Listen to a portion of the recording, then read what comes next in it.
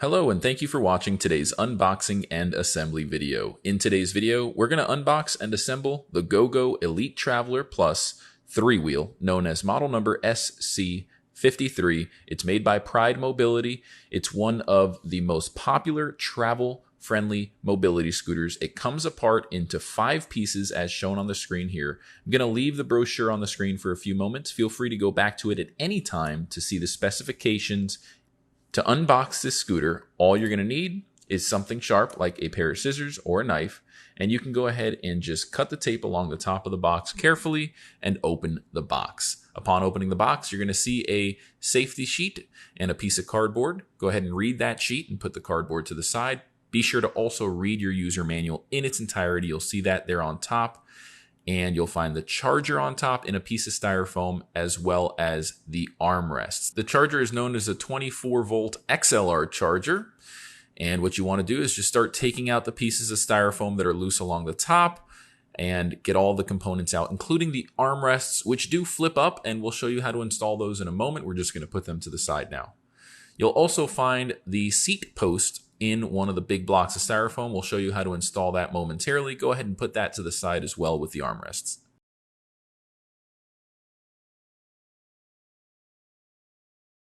And next, we're just taking out that big block of styrofoam, and now we're just going to start to loosen the tiller handlebar assembly tilting knob. That knob there, you're going to rotate it counterclockwise so that you can bring the handlebar assembly known as the tiller assembly all the way up, and then you'll want to retighten that knob so that it doesn't fall down.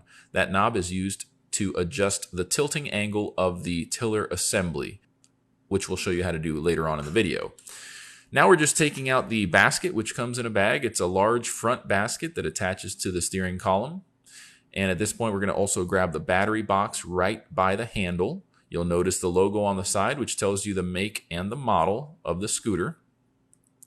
And now we're just grabbing the additional pieces of styrofoam. And now that the tiller assembly is up, you can actually grab the seat assembly. The seat comes wrapped in plastic. You'll want to go ahead and unwrap it. And take note that it is a fold-up seat with a pocket in the back. It has a rotation lever. And we'll show you how to install the seat. It's quite simple. Now we're just going to remove the excess.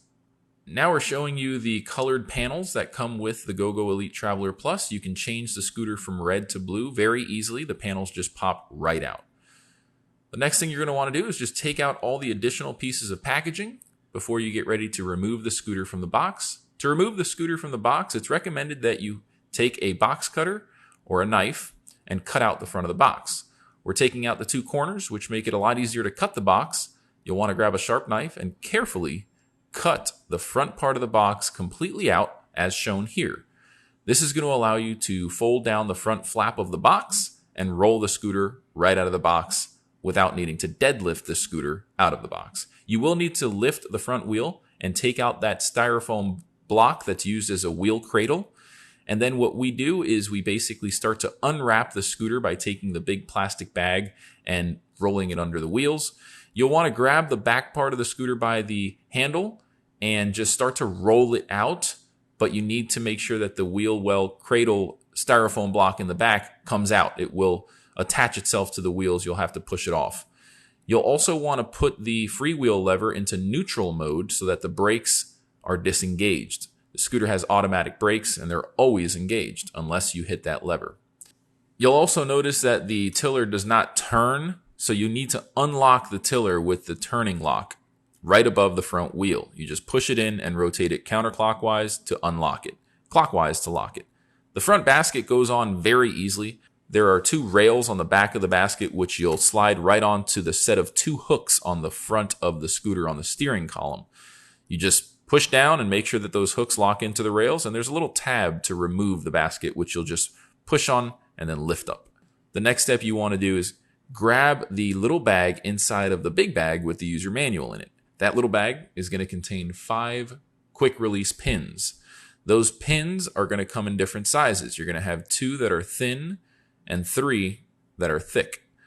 The thick ones are going to be used for the seat post and the accessory port on the seat. The seat post has 4 different holes each located at different height points.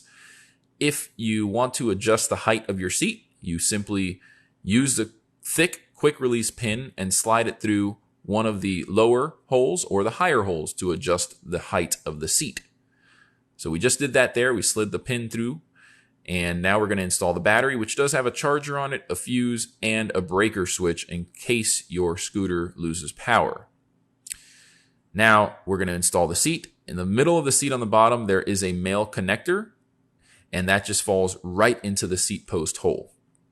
When the seat's all the way in, it will not rotate unless you use the rotation lever, which is on the right side of the seat. That rotation lever will lock into place in 8 different positions, so you can rotate the seat 360 degrees. Next, we're going to install the flip-up armrest. The armrests are width adjustable, and there is a tension adjustment knob, which you'll need to rotate counterclockwise almost all the way in order for that armrest to slide into the sleeve. You're going to want to grab one of the quick release pins that are thin, not the thick ones, and you'll have 2 of them. Those pins are supposed to be used for the armrest holes there to adjust the width. So as you can see, you just find the right position and slide that pin in, and then tighten up that tension adjustment knob so that the armrests don't wiggle around. Just rinse and repeat for the right side, and you're all done with the armrest installation. It's very easy. The armrests, as mentioned, do flip up, just like the seat back will flip down. It's a very comfortable seat, and it's very easy to take off. This scooter does come apart again, and taking the seat off is very easy. You just lift straight up. On the rear, you'll notice there is an accessory port. It's a universal 1-inch hitch receiver, and you can use one of the thick pins to lock in a rear cage-style basket or many other accessories. Make sure to keep your user manual and the packaging in case you need to return your scooter. Be sure to read through the entire user manual to know how to use it properly and safely. You'll notice there is a sticker covering the ignition. Go ahead and take that sticker off and put one of the keys in. You do get a spare key. When you turn the scooter on, you may notice it starts beeping. And that's because the automatic brake lever is in the neutral position. You'll want to put that into the drive position, abbreviated with the letter D, and then recycle power. Once you do that, the scooter will work as intended. This scooter has a delta tiller, which is made for ambidextrous use. You can use your right hand. You can push forward or pull back with one finger with your right hand, or you can do the same with your left hand, but the actions will be inverted. There's a horn, which is pretty loud, and there is a light switch on the Elite Traveler Plus. As you can see, the light is angle adjustable, and the switch there is on the left-hand side. Next, we're going to show you how to set up the charger. The charger comes with a wall outlet cable that is not connected to the charger itself. Go ahead and take the twist ties off of the cables, plug the wall outlet cable into the charger assembly, and the barrel connector, which is a 3-pin XLR connector, can be plugged into the right side of the steering column or directly to the battery. Here we're showing you how to plug it into the steering column port, located up high just below the right side of the tiller assembly for convenience. And we're going to plug in the wall outlet and show you that the red light is on, meaning it's charging. It will turn green when fully charged. Now we're showing you how to plug the XLR barrel connector directly to the battery. You can do that while the battery box is installed or removed from the scooter. Here we're showing you how to adjust the tiller. Again, you rotate that tiller adjustment knob counterclockwise to loosen it, find the perfect tilt, and then retighten. This model is available in a 4-wheel configuration. However, the 3-wheel configuration has an extremely sharp turning radius, which makes it very, very good for traveling and indoor use. We highly recommend this scooter. It's available for sale tax-free. Shipping is free at mobilitydirect.com. If you enjoyed this video, please give it a thumbs up and leave any questions in the comments section. If you want to get notified when new videos come out just like this one, be sure to subscribe to our channel and hit the bell to enable notifications. Thank you so much for watching this video. Have a great day.